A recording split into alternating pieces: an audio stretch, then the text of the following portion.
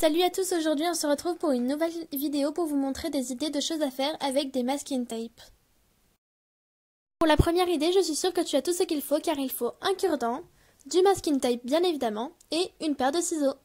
Je prends mon masking tape et je prends des bouts. Je viens ensuite le mettre en laissant un petit bout.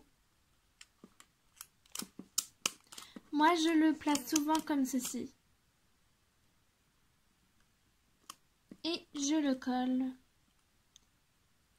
Faites bien attention car cela s'enlève très facilement.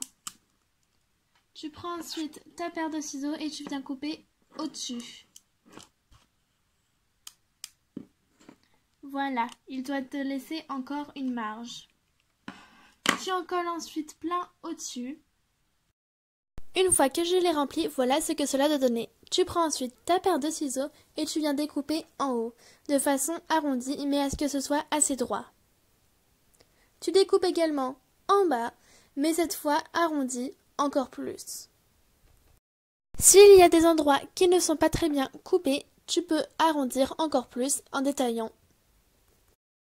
Une fois que tu l'as arrondi, voilà le résultat. Tu prends ensuite tes ciseaux et tu viens découper des petits triangles de façon à ce qu'ils soient penchés vers le bas. Une fois que tu as découpé vers le bas, voilà le résultat, une superbe plume, super jolie. J'en ai également fait deux autres, donc ici c'est une longue, ici avec du blanc pailleté, elle est assez large, et là c'est celle qu'on a fait dans la vidéo. Pour la deuxième idée, prends un cure-dent et un masking tape. Mets-en ensuite sur la partie d'en haut. Laisse un espace en coupant. Et fais plein de bouts comme ceci par-dessus. Et donc voilà, une fois que vous l'avez fait, voilà, moi j'ai choisi des couleurs un peu festives. Vous prenez ensuite votre feutre noir et vous venez dessiner comme une sorte de banderole. Une fois que tu as fini de découper, voilà le résultat, une superbe banderole. J'en avais également fait une deuxième. Tu peux les planter pour décorer ou alors les mettre dans des petits cupcakes. Pour la dernière idée, nous allons faire des marque-pages. Tu auras donc besoin d'une feuille canson, d'une paire de ciseaux. Prends ensuite ton crayon et viens dessiner un motif. Une fois que tu as dessiné, découpe mais laisse une petite partie pour pouvoir le plier et reporter. Laisse quand même une bonne partie. Alors moi, je l'ai fait un peu trop fin, alors je vais en refaire un deuxième. Et donc voilà, j'en ai redessiné un autre.